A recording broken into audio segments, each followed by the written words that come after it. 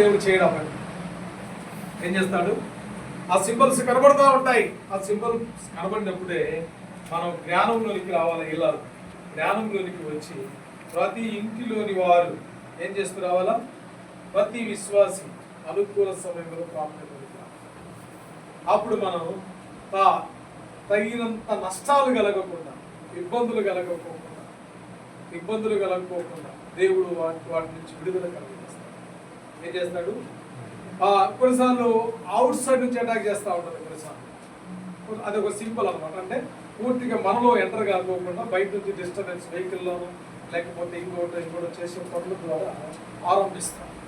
అది మనం గమనించినట్లయితే మనం వాడు స్వాధీనం చేసుకోకపోతే ఏమవుతుంది? అది బయట నుంచి లేట్ అయినప్పుడు వాడు పూర్తిగా ఏం చేస్తాడు? లోపల పీట వేసేస్తాడు. పీట వేసినప్పుడు ఒక ఇంటిలోనికి ఒక వ్యక్తి వచ్చి ఇది నాది అని ఆక్రమించకుండా ఆ పరిస్థితులు మనం గమనించి వాడిని బయట నుంచి అడ్డుకుంటే వాడు ఏం చేయలేడు, లోపలికి రాలేడు. ఒక స్టేషన్, ఒక కేసు, ఒక పెద్దోళ్ళు, ఒక పంచాయతీ ఉంటే వాడిని అక్కడనే ఏం చేయొచ్చు? పరిష్కారం చేయొచ్చు. ఇంట్లోకి వచ్చి ఆక్యుపై చేయడానికో అంత సులువైన పద్ధతి. మనం ఎంత బలమైన, నేనేమంటాడు, నేను పొజిషన్లో ఉన్నాను అంటాడు. అర్థమైందా? వారికి అధికారం లేదు అనుకో. అధికారం లేకపోయినా ప్రభుత్వ చట్ట ప్రకారం ఏంటి? వాడు పొజిషన్లో ఉన్నాడు అంటాడు. మరి నీకు అధికారం ఉంటే నువ్వెందుకు లేవు అందులో? అర్థమవుతుందా నేను చెప్పేది? నీకు అధికారం ఉన్నప్పుడు నువ్వెందుకు పొజిషన్ లేవు అన్నప్పుడు మనం దేవుడికి వాడు లోపలికి వచ్చి ఎంటర్ అయినప్పుడు వాడి అధికారంలో రాసేస్తాడు. అర్థమవుతుందా? వాడు పీట వేసినప్పుడు వాడి అధికారం, వాడిని లేవగొట్టాలని ఏం చేయాలా?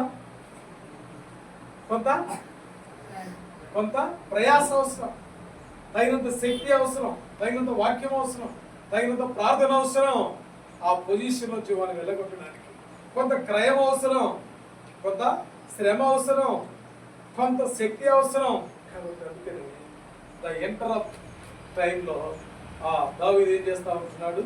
ప్రార్థన చేస్తూ చేస్తూ 6వ అధ్యాయంలో 66వ అధ్యాయంలో దయచేసి రండి.